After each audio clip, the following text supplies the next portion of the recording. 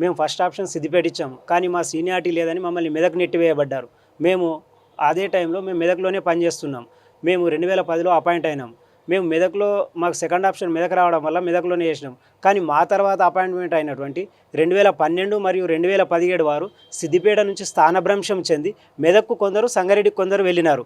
కానీ ఇటీవల గవర్నమెంట్ విడుదల చేసినటువంటి 190 జీవోలో ఎవరైతే ఆర్ షిఫ్టెడ్ ఆర్ ట్రాన్స్ఫర్డ్ అనే పదం వాడడం వలన స్థానము మారి సిద్దిపేట నుంచి మెదక్ వెళ్ళి మెదక్ నుంచి మెదక్ కాకుండా కొందరు సంగారెడ్డి కూడా వెళ్ళడం జరిగింది. స్థానం మారిన వారికి మాత్రమే అవకాశం ఇస్తారు. కానీ మేము 2010లో అపాయింట్మెంట్ అయ్యి మెదక్ జిల్లాలో పనిచేస్తూ 2021లో వచ్చినటువంటి 317లో మేము మెదకే అలకట్ కాబడ్డాం. అందువల్ల మాకు ఇప్పుడు వచ్చినటువంటి 190 జీవోలో అవకాశం రావడం లేదు. ఇది ఎన్నాటికైనా ముమ్మాటికి చాలా సీనియర్లు నష్టపోయేటువంటి నిర్ణయం. కాబట్టి ఇప్పటికైనా మేము సెక్రటేరియట్లో కానీ గౌరవ జీఏడీ గారికి కానీ గౌరవ మంత్రివర్యులు శ్రీధర్ బాబు కానీ పొన్నం ప్రభాకర్ గారు కానీ 317 సబ్ కమిటీ చైర్మన్ దామోదర్ గారు కలిసినప్పుడు ఏమన్నారంటే ఎవరైతే ఫస్ట్ ఆప్షన్ రాక ఇతర జిల్లాలకు వెళ్ళినారో వారందరూ కూడా అర్హులే అని చెప్పారు.